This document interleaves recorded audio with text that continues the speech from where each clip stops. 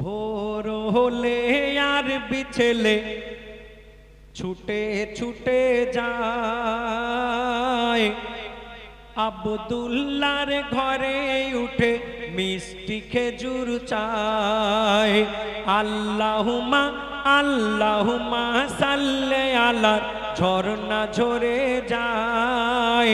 খোদার কাবা ভরে গেল রহমতি বর্ষায়। ভোর হলে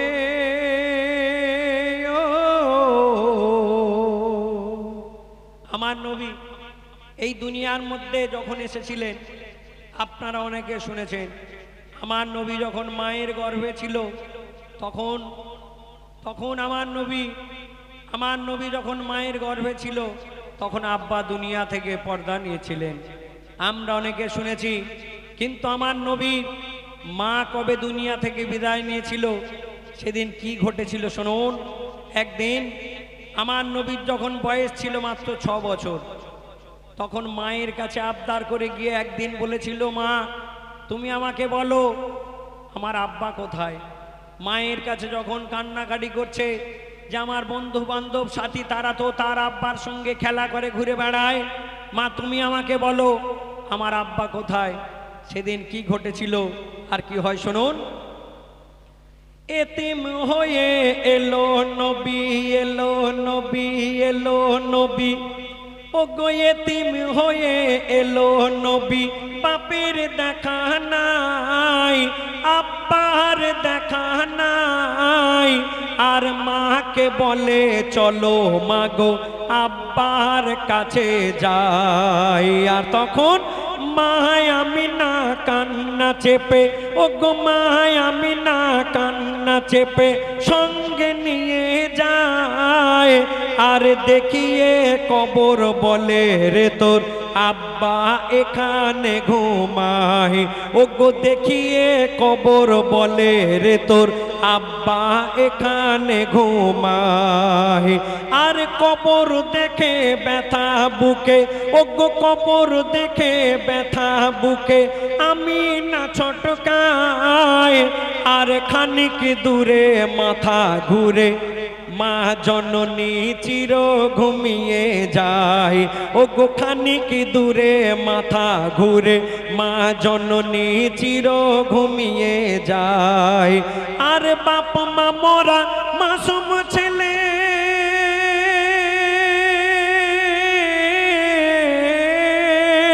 ও গো বাপ মাহারা মাসুম ছেলে মোরা মায়ের বুকে তড়পায়।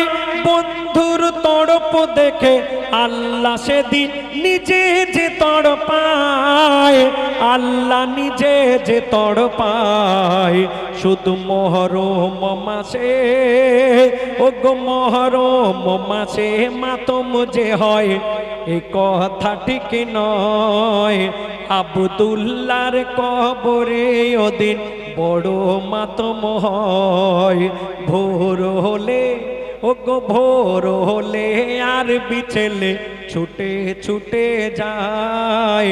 আব্দুল্লাহর ঘরে উঠে মিষ্টি খেজুর চায়, মিষ্টি খেজুর চায়, মিষ্টি খেজুর চায়। জানা কে জানো ও খোদার প্যারা, ও জানা কে জানো ও খোদার প্যারা। জানা যাই রুকু নাই কেন নাই সেজদা, জানা যাই রুকু নাই কেন নাই সেজদা। আর নারীদের শরীক নাই কেন এ জানা যায়, নারীদের শরীক নাই কেন এ জানা যায়। আর নারীদের কবর ভাই কেন হয় আলাদা, নারীদের কবর ভাই কেন হয় আলাদা। আমরা আমাদের আত্মীয় স্বজন আমাদের মহল্লার মধ্যে যখন কোনো মাইয়াত হয়ে যায়, দেখবেন সেই মাইয়াতকে আমরা যখন কবরের মধ্যে দাফন করার জন্য নিয়ে যাই, তার আগে তার জানাজার নামাজ পড়ানো হয়। এই জানাজার নামাজে আমরা যারা উপস্থিত হই, দেখবেন জানাজার নামাজ হয় যখন সর্বপ্রথম ইমাম সাহেব আমাদের নিয়ত বাঁধে, তারপরে সালাম ফিরে নেয়। নামাজের মধ্যে রুকু থাকে, সেজদা থাকে। এই জানাজার নামাজে কোনো রুকু হয় না, কোনো সেজদা হয় না। আমরা অনেকে জানি না যে এই জানাজার নামাজে রুকু সেজদা নেই কেন।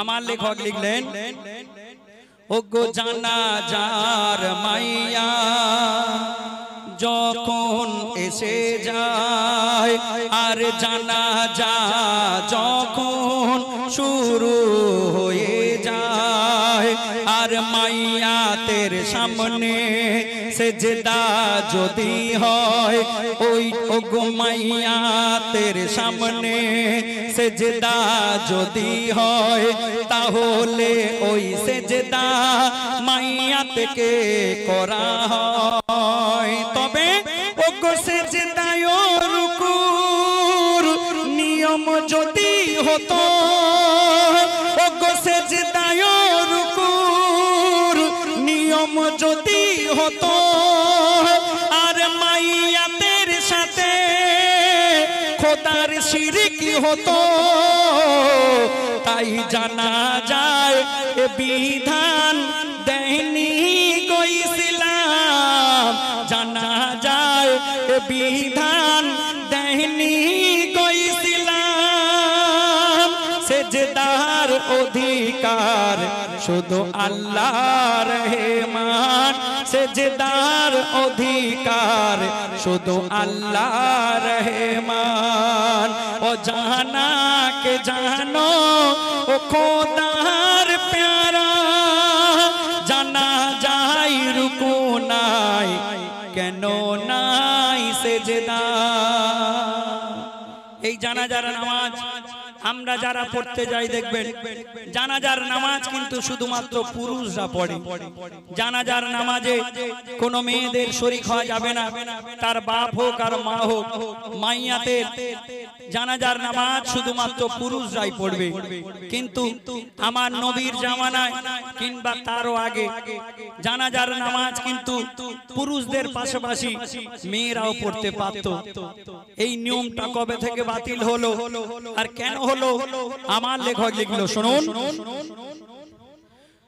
ওগো নবীজির জামানায় নামাজও জানা যায়, নারীদের শরীকে প্রমাণ পাওয়া যায়। কোথায়?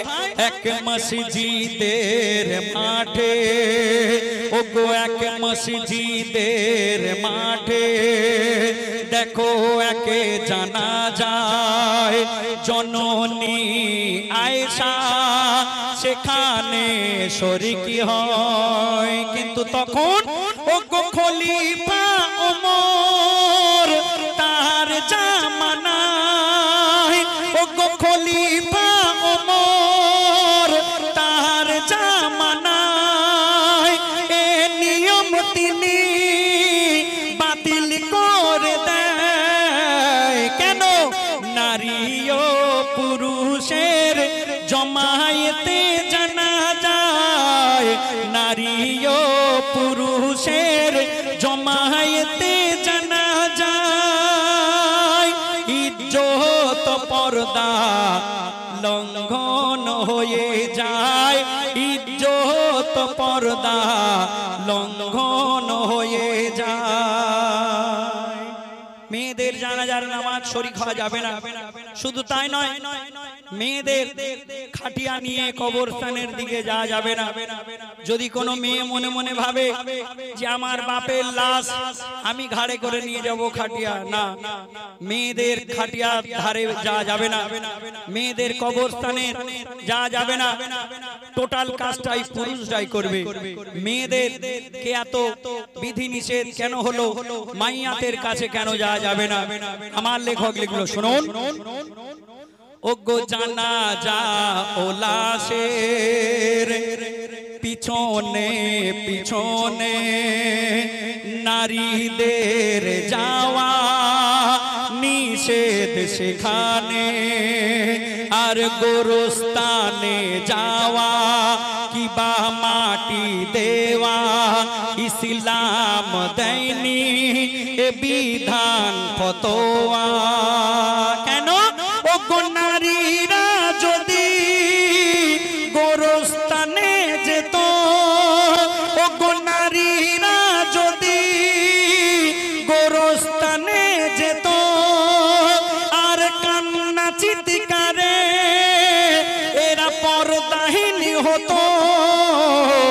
তাই বলে বনিয়ামিন ও ভাবিরা শোনো না, বলে বনিয়ামিন ও বুবুরা শোনো না, খবরদার কোনো দিন বেপরদায় থেকো না, খবরদার কোনো দিন বেপরদায় থেকো না, খবরদার কোনো দিন বেপরদায় থেকো না। বিবি রহিমার স্বামী সেবা কেমন দেখো না, বিশ্ব জগতে এমন নারীর নজির পাবে না। বিবি রহিমার স্বামী সেবা কেমন দেখো না, বিশ্ব জগতে এমন নারীর নজির পাবে না। বিবি রহিমার স্বামী ছিলেন আয়ুব নবী, এক সময় তানার হয়েছিল কঠিন ব্যাধি, আর সেই ব্যাধি ছিল সারা শরীর দেখো পচে যায়, আত্মীয় স্বজন দাসী বাদী সবাই ছেড়ে চলে যায়।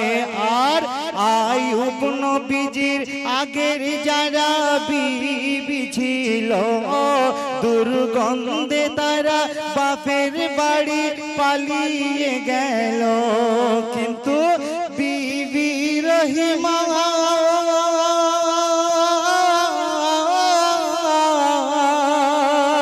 বিবি রহিমা স্বামীকে ছেড়ে কোথাও গেল না, বিবি রহিমা স্বামীকে ছেড়ে কোথাও গেল না। স্বামীর যে বড়ই ভালোবাসে স্বামীর দিওয়ানা, বিবি রহিমার স্বামী সেবা কেমন দেখো না, বিশ্ব জগতে এমন নারীর নজির পাবে না। তারপর অতি সুন্দর কথায় কবি বলছে দেখুন, বিবি রহিমা রাজার বেটি বড়ই সুন্দরী, আজ স্বামীর সেবায় দেখো কেমন হয় গো ভিখারি। আর নগরবাসীরা সবাই যখন স্বামীকে তেড়ে দেয়, বিবি রহিমা স্বামীর নিয়ে বাহিরে চলে যায়, আর বাহিরে আসিয়া স্বামীর দেহে কাপড় জড়িয়ে দেয়, আপন স্বামীকে দেখো নিজের কাঁধে তুলে নেয়। রাতের আধারে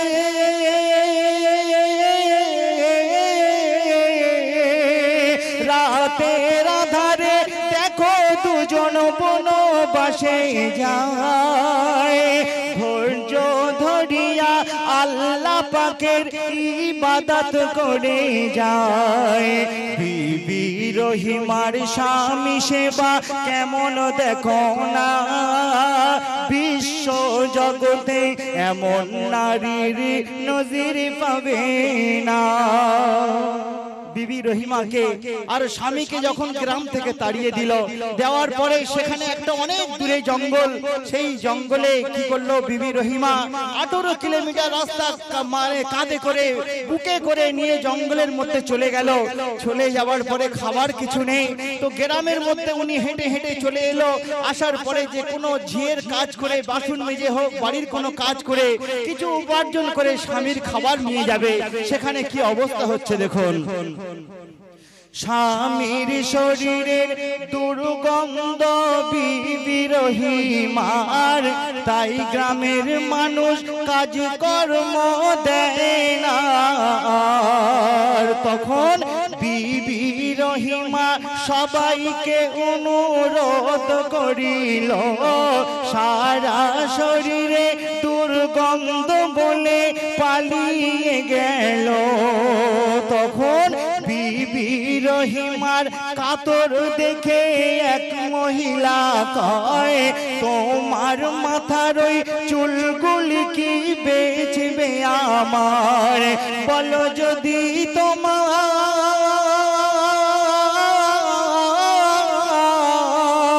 বলো যদি তোমার চুলগুলি ওই বেচে দাও আমার, ভালোই দামেতে পয়সা দেব নগদে তোমার। বিবি রহিমার স্বামী সেবা কেমন দেখো না, বিশ্ব জগতে এমন নারীর নজির পাবে না। বিবি রহিমা তা কোনো কাজ পেল না, তো কি করলো, স্বামীকে খাবার কেমন করে খাওয়াবে, তাকে বাঁচিয়ে রাখতে হবে। তো কি করলেন, মাথার চুলকে অর্ধেক বিক্রি করে আর স্বামীর জন্য কিছু খাবার নিয়ে হোক, ওষুধ নিয়ে জঙ্গলে চলে গেলেন। বলছে দেখুন, বিবি রহিমা শুধুই স্বামীর কথা ভাবিয়া মাথার কিছু ওই চুল বেচে দেয় কিছু রাখিয়া। আর ওদিকে দেখো শয়তান এসে আইয়ুব নবীর কয়, তোমার বিবি চুরি করিলে ধরা পড়ে যায়। আর চুরি করিলে গ্রামবাসীরা সবাই মিলিয়া মাথার যতই চুলগুলি সব দিল কাটিয়া। বিবি রহিমা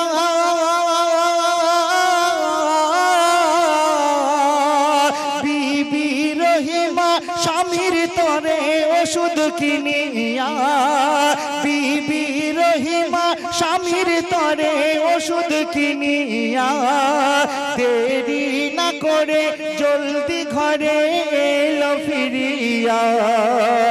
বিবি রহিমার স্বামী সেবা কেমন দেখো না, বিশ্ব জগতে এমন নারীর নজির পাবে না।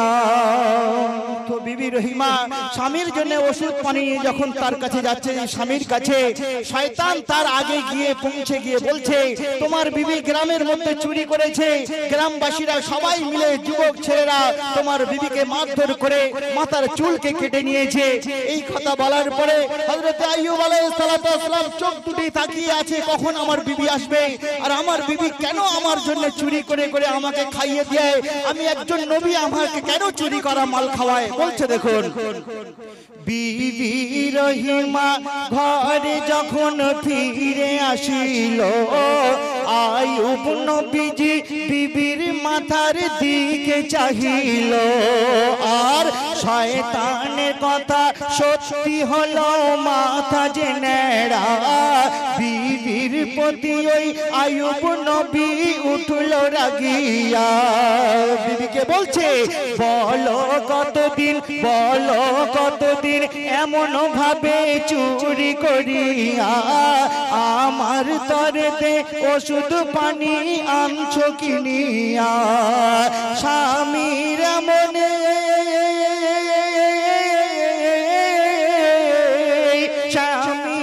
মনে কথা শুনে বিবি রহিমা চোখের পানিতে বুক ভেসে যায় কান্না থামে না বিবি রহিমার স্বামী সেবা কেমন দেখো না বিশ্ব জগতে এমন নারীর নজির পাবে না সব শেষে বলছে যে যখন বিবি রহিমাকে ভৎসনা দিচ্ছে হযরত আইয়ুব আলাইহিস সালাম তখন বিবি রহিমা দুটি হাত তুলে গিড়গিড়া করে আল্লাহর কাছে কাছে আল্লাহ আমি তো কোনো অন্যায় করিনি আমার স্বামীর কাছে কে এমন ভুল বুঝিয়ে গেল যদি আমাকে তুমি না মদদ করো হে আল্লাহ আমি আমার স্বামীর কাছে এত বড় বদনাম হয়ে যাবে আমি ধ্বংস হয়ে যাব আল্লাহ পাক বিবি রহিমাকে কেমন মদদ করেছিল বলছে দেখুন বিবি রহিমা কেঁদে কেঁদে খোদার দারে কয় আল্লাহ গো আমি করব কি আজ বলে দাও আমায় তখন আল্লাহ তাআলা গায়েব হতে আইয়ুব নবীকে বিবি রহিমার কথাগুলি জানিয়ে দেয় তাকে আর ভুল বুঝতে পেরে আইয়ুব নবী কাছে ডাকিলেন বিবি রহিমার হাতটি ধরে আদর করিলেন খোদার কি লীলা